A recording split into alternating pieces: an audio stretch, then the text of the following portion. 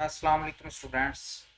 In the name of Allah, the Merciful, the Beneficent, today we will discuss the assignment, the first assignment of Introduction to Business MGT 211. तो ये assignment 10 marks की assignment है और ये introduction to business की पहली assignment है। तो असाइनमेंट पे एक नज़र डालते हैं। ये असाइनमेंट पे क्या गिवन है और क्या पूछा गया है, क्या हमने असाइनमेंट पे क्या काम करना है। तो first of all let's go through the assignment. Learning objective में लर्निंग ऑब्जेक्टिव क्या, इस असाइनमेंट का मकसद क्या है, क्या सिखाना चाह रहे हैं कि जो स्टूडेंट्स हैं उनको प्रोडक्ट लाइफ साइकिल का जो कॉन्सेप्ट है वो अच्छी तरह समझ आ जाए और प्रोडक्ट लाइफ साइकिल के जो कॉन्सेप्ट हैं वही यहाँ पे अप्लाई होंगे। और उन्हीं को हम असाइनमेंट करने से पहले एक दफ़ा गो थ्रू करेंगे कि प्रोडक्ट लाइफ साइकिल होता क्या है। तो जब हमें पता चल जाएगा कि प्रोडक्ट लाइफ साइकिल क्या होता है, उसके उसकी स्टेजेस कौन कौन सी हैं और जो यहाँ पे गिवन केस स्टडी है उसमें हमने इन स्टेजेस को कैसे अप्लाई करना है, कैसे उन स्टेजेस के सिनेरियो में हमने जो है वो देखना है इस सर्टन जो है वो केस स्टडी को। जी, तो लर्निंग आउटकम्स जो भी आएंगे वो यही है कि कॉन्सेप्ट आपका प्रोडक्ट लाइफ साइकिल के हवाले से कॉन्सेप्ट आपका अच्छा हो जाएगा। जी, तो अब हम चलते हैं कि क्या केस स्टडी क्या है। When a product enters into the market often unfamiliar to the consumers, it has a life cycle that carries it from being new and useful to ultimately being aged out of circulation in the market. This is a continuous process as products move from their development and introduction stages all the way to maturity to their decline and ultimately retirement. The product life cycle is the procedure where a product goes through from when it is first introduced into the market until it declines or is moved from the market, removed from the market. A product develops through different stages in its lifetime. The sequence of stages from introduction, growth, maturity is referred as the product life cycle. तो इन सारी चीज़ों को understand करने के लिए पहले हम चलते हैं लेसन की तरफ जिसमें प्रोडक्ट लाइफ साइकिल को डिस्कस किया गया। तो उस लेसन को पहले हम अच्छी तरह से अंडरस्टैंड करते हैं, तो फिर हम असाइनमेंट पे वापस आते हैं कि असाइनमेंट हमने करनी कैसे है, फिर उसके बाद हम डिस्कस करेंगे। पहले हम इस टॉपिक को अच्छी तरह से समझ लेते हैं, concept of product life cycle. चलें टॉपिक की तरफ चलते हैं। तो ये लेक्चर नंबर 28 है जिसमें प्रोडक्ट लाइफ साइकिल के बारे में डिस्कस किया गया है, डिटेल बताई गई है। यहाँ पे ब्रांडिंग और पैकेजिंग और लेबलिंग के बारे में भी डिस्कस किया गया, लेकिन हमारा जो है वो यहाँ पे जो सीखने का काम है वो सिर्फ प्रोडक्ट लाइफ साइकिल का है। तो प्रोडक्ट लाइफ साइकिल में इसको हम जो है वो एक ओवरव्यू लेते हैं, एक बहुत ही कंसाइज तरीके से इसको हम गो थ्रू करते हैं कि प्रोडक्ट लाइफ साइकिल क्या होता है। जी, तो सबसे पहले ये product is the core concern of any firm. जी, तो सारी जितनी भी एफर्ट्स हो रही होती हैं सारी की सारी प्रोडक्ट के लिए हो रही होती हैं। जितनी भी एक फर्म एफर्ट करती है वो सारी की सारी प्रोडक्ट की डेवलपमेंट के ऊपर ही होती हैं कि प्रोडक्ट को फाइनल स्टेज तक लॉन्च करने तक जो है वो सारी एफर्ट जो है वो प्रोडक्ट की तैयारी के हवाले से होती हैं। जी, तो सबसे पहले जो है वो हम देखते हैं कि इसकी स्टेजेस कितनी है। प्रोडक्ट की 4 स्टेजेस होती हैं। पहली स्टेज है इंट्रोडक्शन स्टेज, दूसरी ग्रोथ स्टेज, तीसरी मैच्योरिटी स्टेज और फोर्थ और लास्ट स्टेज जो है वो इसकी है डेक्लाइन स्टेज। जी, तो डेक्लाइन स्टेज ये इसकी 4 स्टेजेस हैं। इनको हम अच्छी तरह से एक दफ़ा गो थ्रू करते हैं। और यहाँ पे use of product life cycle in decision making. जी, तो ये 4 चीज़ें जो है वो बताने के बाद हमने इनको डिसीजन मेकिंग में के प्रोसेस में कैसे यूज़ करना है प्रोडक्ट लाइफ साइकिल को, तो इस पे भी आते हैं। पहले हम इसको हल्का सा एक दफ़ा गो थ्रू करते हैं और मैं क्विकली जो है वो एक ओवरव्यू देता हूँ कि इसमें क्या बताया गया। Introduction, introduction stage. तो सबसे पहले आप प्रोडक्ट को मार्केट में इंट्रोड्यूस करते हो। इंट्रोड्यूस होती है R&D यानी research and development, continuous research and development के बाद आप एक प्रोडक्ट इंट्रोड्यूस कराते हो मार्केट के अंदर। यानी कोई भी प्रोडक्ट है वो लॉन्चिंग से पहले एक लंबा टाइम लगता है, उस पर प्रोसीजर होता है, तो हम कहते हैं research and development, R&D of that product. तो वो करने के बाद R&D के बाद हम इंट्रोडक्शन स्टेज ये है कि आप मार्केट में लॉन्च कर देते हो, इंट्रोड्यूस करवाते हो प्रोडक्ट को। तो जब स्टार्ट में आप प्रोडक्ट लॉन्च करते हो मार्केट में, तो उस वक्त क्या होता है, eight this stage product appear that question mark, यानी कि उस वक्त प्रोडक्ट की तरफ एक क्वेश्चन मार्क, सवालिया नज़रों से देखा जाता है कि ये प्रोडक्ट कैसी है, सक्सेसफुल होगी नहीं होगी। तो अभी तक जो है वो इसके जो है वो सक्सेसफुल होने या फिर फेल होने के बारे में कुछ नहीं कहा जा सकता eight this stage, at the time of introduction. तो जब इंट्रोडक्शन स्टेज होती है उस वक्त ऑलमोस्ट नो कंपटीशन, कोई कंपटीशन नहीं होता, और या बहुत ही कम कंपटीशन होता है। लेकिन एट दिस स्टेज सेल्स भी बहुत कम होती है क्योंकि लोगों को उस प्रोडक्ट का पता ही नहीं होता, और फर्स्ट टाइम जो है वो लोगों ने उस प्रोडक्ट को ट्राई करना होता है। और उसके जो मैन्युफैक्चरर्स होते हैं, मैन्युफैक्चरर्स और प्रोड्यूसर्स, वो बहुत कम होते हैं, फ्यू होते हैं। नई नई प्रोडक्ट मार्केट में लॉन्च होती है तो लोगों को इतना उस प्रोडक्ट का पता नहीं होता, अगर वो प्रोडक्ट पहली दफ़ा तैयार की जा रही है। नई, नया डिज़ाइन और हर तरह से एक नए तरीके से एक प्रोडक्ट को अगर तैयार किया जाए तो वो बिल्कुल मार्केट में एक न्यू प्रोडक्ट है। इसके मैन्युफैक्चर भी बहुत ही कम होंगे और कंपटीशन भी कम होगा। लेकिन एट इंट्रोडक्शन स्टेज सेल्स भी ज़ाहिर है कम होंगी, और प्रॉफिट तो डेफिनेटली, जब सेल्स नहीं होंगी तो प्रॉफिट भी कम होगा जी। तो नेक्स्ट जो है वो, जब इंट्रोडक्शन स्टेज के बाद नेक्स्ट स्टेज आती है प्रोडक्ट की, इस स्टेज को हम कहते हैं, इट इज़ कॉल्ड स्टार। ये है ग्रोथ स्टेज। ग्रोथ स्टेज में क्या होता है कि repeated orders of the old customer, आपके कस्टमर बनना शुरू हो जाते हैं, new customer will also enter into the market.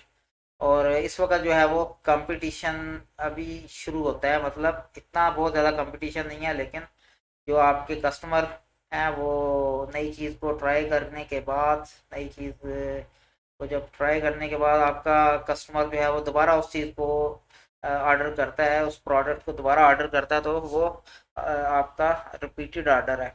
Repeated order of the old customer और न्यू कस्टमर भी इस स्टेज पे, ग्रोथ स्टेज पे आपको न्यू न्यू कस्टमर भी मिलते हैं। तो इस स्टेज को आप कह रहे हैं स्टार स्टेज, क्योंकि क्यों स्टार कहते हैं, it generates good profit for the firm.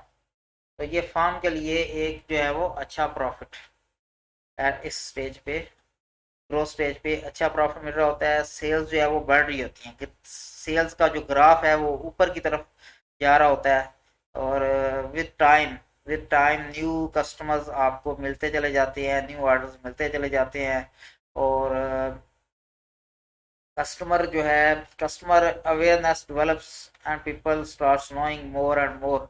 तो लोग न्यू प्रोडक्ट के बारे में जानना शुरू हो जाते हैं।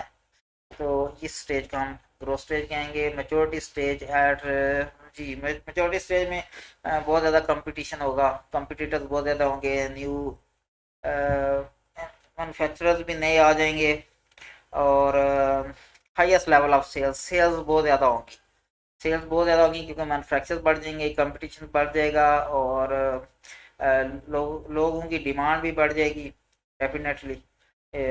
और लेकिन क्या होगा कि कंपटीशन बढ़ने की वजह से आपको प्राइस थोड़ी गिरानी पड़ेगी, मैन्युफैक्चरर्स को प्राइस थोड़ी कम करनी पड़ेगी। तो लेकिन चूंकि नंबर ऑफ सेल्स बहुत ज़्यादा होंगे तो इस वजह से ओवरऑल जो प्रॉफिट होगा वो ज़्यादा ही मिलेगा। प्रॉफिट के हवाले से जो रेवेन्यू जनरेट होगा वो काफ़ी ज़्यादा होगा। competition becomes very high. I think it should be competition.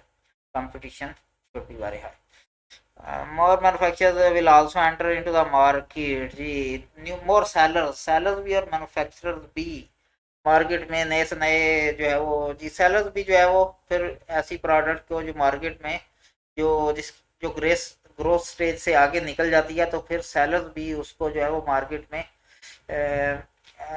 लेके आते हैं ताकि वो ज़्यादा से ज़्यादा उससे फ़ायदा उठा सके, प्रॉफिट ले सके। the highest level of sales in the market because of awareness बहुत ज़्यादा हो जाती है उस प्रोडक्ट की और लोगों को उनकी आदत हो जाती है। तो इस स्टेज पे प्रोडक्ट को कहा क्या जाता है, कैश काउ।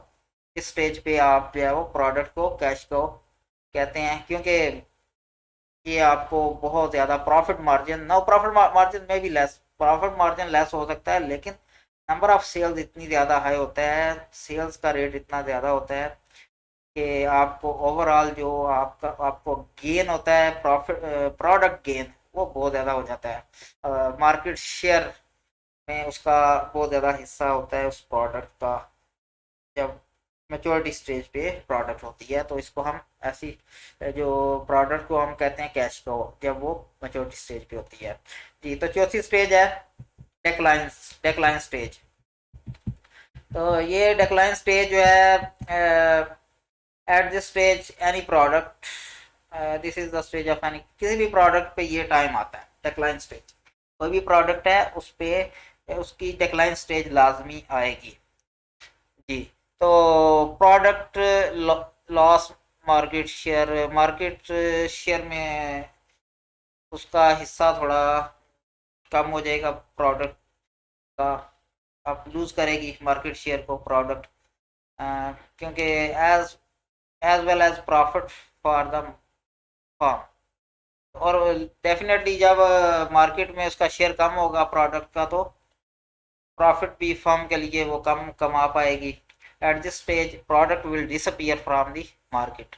तो मार्केट से गायब हो जाएगी क्योंकि उसके कस्टमर जो है वो कम होना शुरू हो जाएंगे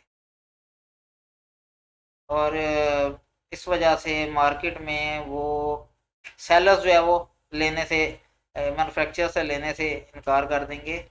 उनका ट्रेंड नहीं होगा सेलर्स का वो प्रोडक्ट को शॉप पे रखना या सेल करना के लिए फ़ायदा मंद नहीं होगा, इसलिए वो उस प्रोडक्ट को लेना ही छोड़ देंगे।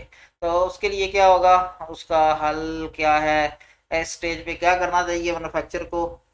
तो एट इस तरह की सिचुएशन जब हो जाए, जब कोई प्रोडक्ट डिक्लाइन स्टेज पे चली जाए तो आपको क्या करना चाहिए, दोबारा से R&D research and development, more and more research development research and innovation. तो प्रोडक्ट में आपने कोई वैल्यू ऐड करनी होती है।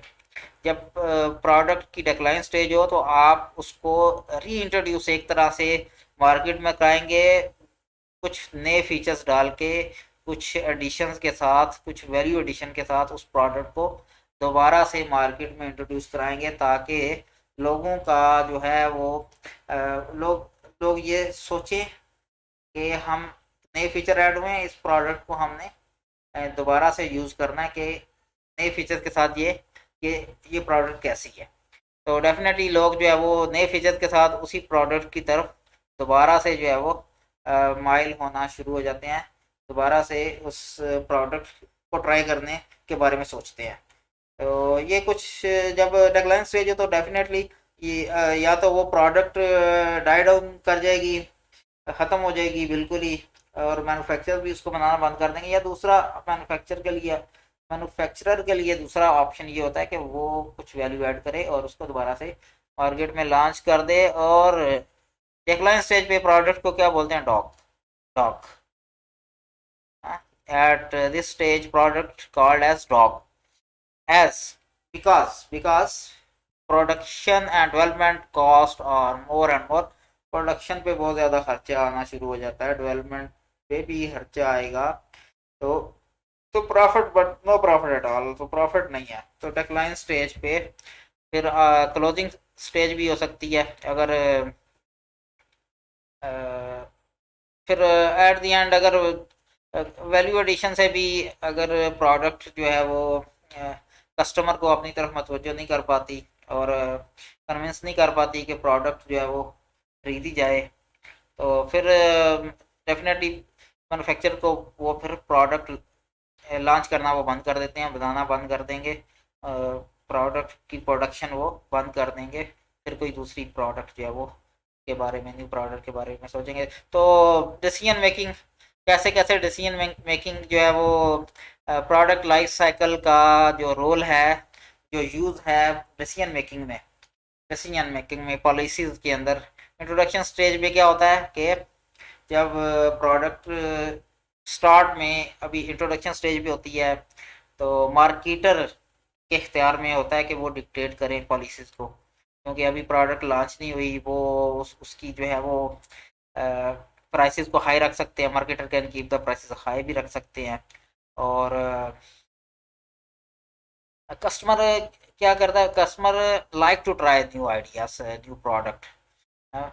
Customers of the product are वेंचरसम।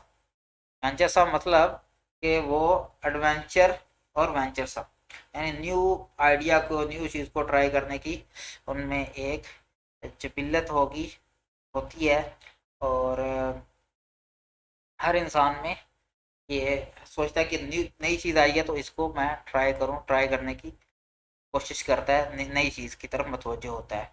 जी, तो इसके अलावा जो है वो इंट्रोडक्शन स्टेज पे जो जो फ़ायदा उठाने की, देर there will not be much profit. Profit तो नहीं होता इस स्टेज पे, लेकिन ये है कि मैन्युफैक्चर जो होते हैं या मार्केटर्स होते हैं वो प्राइसेस के बारे में पॉलिसी बना सकते हैं। और अगर स्टार्ट में किसी प्रोडक्ट की प्राइस जो है वो हाई रख दी जाए तो कस्टमर उस पर इतना फिर एतराज़ भी नहीं करता, क्योंकि शुरू से ही जो है वो उसकी प्राइस, प्रोडक्शन जो प्राइस है वो ज़्यादा रखी गई है, तो इस पे ज़्यादा वो एतराज़ नहीं कर पाता। Customer can afford to spend more money on a new product. Yes जी। Growth stage manufacturers will earn more profit, marketers will earn more profit. जी, ग्रोथ स्टेज पे मार्केटर्स प्रोडक्ट प्रॉफिट ज़्यादा कमा रहे हैं। क्यों? क्योंकि जो कंपटीशन है वो कम है, लेस कंपटीशन है। Manufacturers, number of manufacturers, less competition, high sales. Sales जो है वो, उनका ग्राफ जो है वो हाई होगा with every passing day. Number of sales जो है वो इंक्रीज होगी, नंबर ऑफ सेल्स का ग्राफ ऊपर की तरफ जाएगा। जी, मैच्योरिटी स्टेज में क्या होता है, marketers will compel to reduce the price, क्योंकि कंपटीशन बहुत ज़्यादा है। Spend on research and development, जी रिसर्च एंड डेवलपमेंट पे मैच्योरिटी स्टेज पे भी उनको कुछ ना कुछ मनी खर्च करनी पड़ती है मार्केटर्स को, ताकि वो R&D करें इस प्रोडक्ट की, कि हमने इस प्रोडक्ट को आगे कितना लेके जाना है। और रिसर्च एंड डेवलपमेंट से उनको ये पता चलता रहता है कि मार्केट में इस प्रोडक्ट की डिमांड कितनी है, कितने बायर हैं इसके, कितने परचेज करने वाले लोग हैं, जो इस जिनकी विश लिस्ट में हमारी ये प्रोडक्ट है। तो विश लिस्ट भी आपने देखा होगा, डिफरेंट जो ई कॉमर्स की साइट्स हैं वहाँ पे जब प्रोडक्ट एक स्टोर पे ख़त्म होती है तो फिर वो नीचे आ जाती है ऑप्शन विश लिस्ट की, कि आप को ये प्रोडक्ट चाहिए तो आप विश लिस्ट पे हिट करें, तो उन्हें उससे अंदाज़ा होता है कि कितने लोग हैं कि जो इस प्रोडक्ट को मज़ीद ख़रीदना चाहते हैं। विश लिस्ट से उनको ये आइडिया हो जाता है। Spend more money to product the brand name of the, spend money to promote the brand name of the product. जी, तो मार्केटर्स फिर उस प्रोडक्ट के नाम से ब्रांड को प्रमोट करते हैं। Promote the brand name of the product, product का जो ब्रांड नेम है वो प्रमोट होना शुरू हो जाता है। तो जैसे डिफरेंट प्रोडक्ट्स हैं तो जो आपको नज़र आती हैं, बड़े बड़े जिनके बिलबोर्ड्स हैं और ब्रांडिंग है जिनकी, और बहुत ज़्यादा एडवर्टीजमेंट है, आपको मुख्तलिफ प्रोडक्ट्स नज़र आएंगी। जो बड़े बड़े ब्रांड हैं वो किस तरह से अपनी प्रोडक्ट की ब्रांडिंग करते हैं और अपनी प्रोडक्ट का नाम जो है वो जगह जगह जहाँ भी पॉसिबल हो वो मुख्तलिफ तरीक़ों से उसकी एडवर्टीजमेंट करते हैं, उसकी ब्रांडिंग करते हैं। जी, तो marketers will also revise their, हाँ मेजोरिटी स्टेज पे उनको अपनी पॉलिसीज को थोड़ा रिवाइज करना पड़ेगा, मार्केटिंग स्ट्रेटेजी को, और new segment of market, new markets को भी जो है वो फाइंड करेंगे इस स्टेज के ऊपर, मैच्योरिटी स्टेज के ऊपर, ताकि मैच्योरिटी स्टेज पे के ऊपर मकसद ये होता है मार्केटर का, मैन्युफैक्चर का, कि हम मैक्सिमम नंबर ऑफ प्रोडक्ट्स को सेल कर दे, मैक्सिमम जितनी निकल सकती हैं, जितनी सेल हो सकती है, सेल जितनी ज़्यादा बढ़ सकती है बढ़ जाए। तो इस स्टेज, मैच्योरिटी स्टेज पे ये टारगेट होता है मैन्युफैक्चर का, मार्केटर का, सेलर्स का, क्योंकि इस eight this stage the product is a cash cow, cash cow, yes, yes, per unit profit might be reduce eight this stage, yes, per unit profit तो कम हो सकता है, लेकिन जब नंबर ऑफ सेल्स बहुत ज़्यादा होंगी तो फिर डेफिनेटली ओवरऑल जो रेवेन्यू जनरेट होगा, जो प्रॉफिट जनरेट होगा वो बहुत ज़्यादा होगा।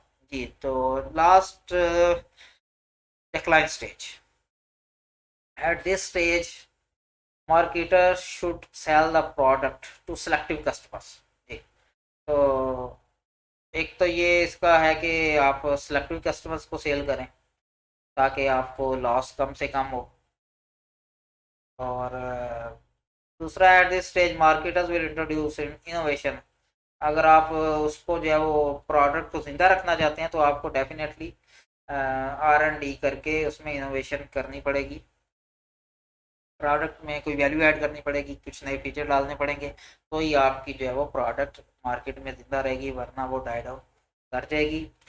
और जो सिलेक्टिव कस्टमर्स हैं, ये है कि अगर आप प्रोडक्ट को क्लोज करना चाह रहे हैं, दोबारा लॉन्च नहीं करना चाहते, दोबारा जो है वो मार्केट में उसको लाना नहीं चाहते प्रोडक्ट को, तो उसमें यह है कि जो प्रोडक्ट आपके पास पड़ी हुई है पहले से मैन्युफैक्चर्ड प्रोडक्ट, ज़ाहिर है उसको कहीं ना कहीं आपने ठिकाने लगाना है, कहीं ना कहीं सेल आउट करना है, तो उसके लिए आप जो सिलेक्टिव कस्टमर्स हैं, क्लाइंट्स हैं, आपके बड़े बड़े क्लाइंट्स हैं, जहां आपको है कि इसकी आसानी से ये सेल हो जाएगी और वो आपके क्लाइंट आपसे परचेज भी कर लेंगे, मार्केट मार्केट से वो प्रोडक्ट को उठा लेंगे, तो आप उन जगहों पे उन सेलेक्टिव कस्टमर्स को आप सेल कर सकते हो अगर आप जो है वो प्रोडक्ट को क्लोज करना चाहते हैं।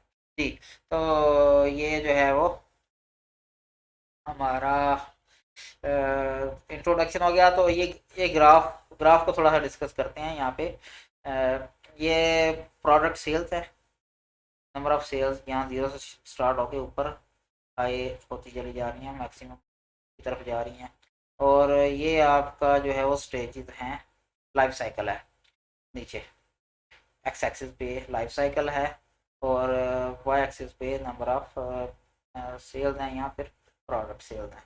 जी, तो इन स्टार्ट जो है वो जब आप इंट्रोड्यूस करवाते हो प्रोडक्शन स्टेज पे, आप देखें कि नंबर ऑफ जो सेल्स हैं production stage, number of sales high नहीं है, लेकिन मतलब 0 से स्टार्ट हुई हैं, ऐसा ऐसा ऐसा ऐसा ये यहाँ तक पहुँची हैं, तो ये नंबर ऑफ सेल्स जो है वो प्रोडक्शन स्टेज पे कम है, नंबर ऑफ सेल्स।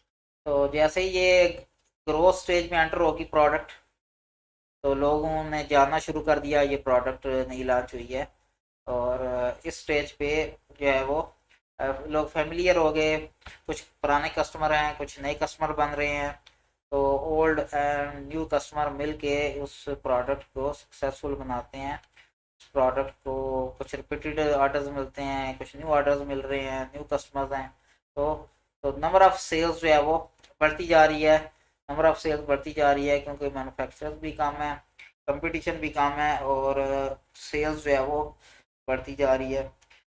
और देन उसके बाद जो है वो आपका जो है वो यहाँ पे देखें ये इस ये ग्राफ आपको नंबर ऑफ सेल्स का जो ग्राफ है आपको यहाँ पे बढ़ता हुआ नजर आएगा।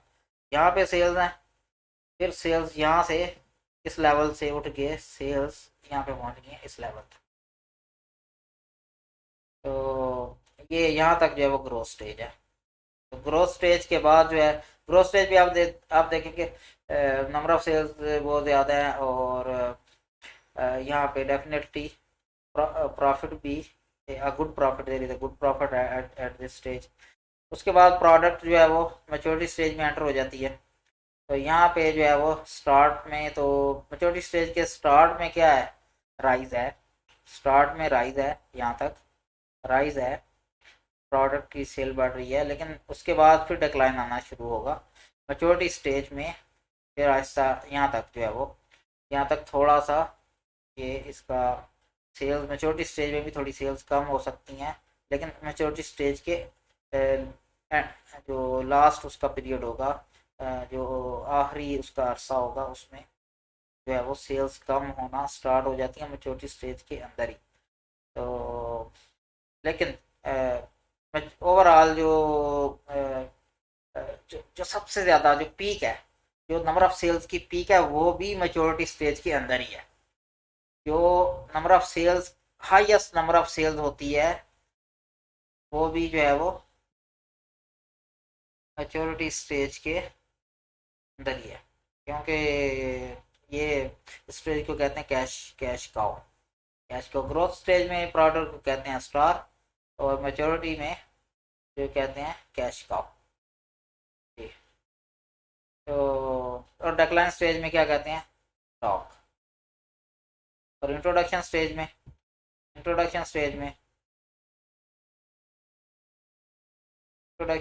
में हम इसको बोलेंगे स्टार। नहीं, स्टार तो ग्रोथ स्टेज में। इंट्रोडक्शन स्टेज में इसको बोलते हैं क्वेश्चन मार्क। यस, यानी उस वक्त इंट्रोड्यूस करवाई जा रही होती है, तो उस वक्त ये क्वेश्चन मार्क की तरह होती है कि ये कामयाब होगी सेल। यानी कि सबसे पहले जो है वो क्वेश्चन मार्क, फिर स्टार बनेगी प्रोडक्ट, फिर कैश काउ बन जाएगी, फिर डॉग और मर जाएगी। जी, तो ये हमने ग्राफ को देख लिया। तो डेक्लाइन स्टेज में तो डेफिनेटली सेल्स कम से कम और कम होती जा रही है, फिर आपको एट द एंड वो उसको अबंडन करना पड़ता है, उस मैन्युफैक्चर को भी वो क्लोज करनी पड़ती है वो प्रोडक्ट। तो आई होप कि आपको ये चीज़ें समझ आ गई होंगी। तो अभी हम जो है वो नेक्स्ट वीडियो में मैं आपको लेके चलूँगा असाइनमेंट की तरफ, उसका सलूशन बताऊँगा कि आपने इस असाइनमेंट को कैसे करना है। ठीक है, ओके गाइस स्टूडेंट्स। हाँ, एक अनाउंसमेंट ये है कि चैनल को सब्सक्राइब करना है, लाइक करें इसको, दोस्तों के साथ शेयर करें, और जल्दी से आप लोग जो है वो 1000 के जो है कंप्लीट करने हैं। 1000 सब्सक्राइबर वो कोशिश करें जल्दी से जल्दी वो कंप्लीट हो जाए। दोस्तों के साथ शेयर करें इस चैनल को। तो ये न्यू चैनल है, तो इसको सपोर्ट करें ताकि आपके लिए अच्छे से अच्छा कंटेंट जो है वो आए। और इंशाल्लाह जैसे जैसे नई वीडियो आती जाएंगी वो पहले से बेहतर जो है वो आपको चीज़ें मिलती नज़र आएंगी, आपको बेहतर चीज़ें मिलेंगी और आपको उसमें बेहतरी नज़र आएगी। जो कॉन्सेप्ट हम डिस्कस करेंगे तो उसमें थोड़ी वक्त के साथ साथ रिफाइनमेंट आती चली जाएगी। तो ओके, फ़ी अमानिल्लाह, अस्सलामु अलैकुम व रहमतुल्लाहि व बरकातुहू।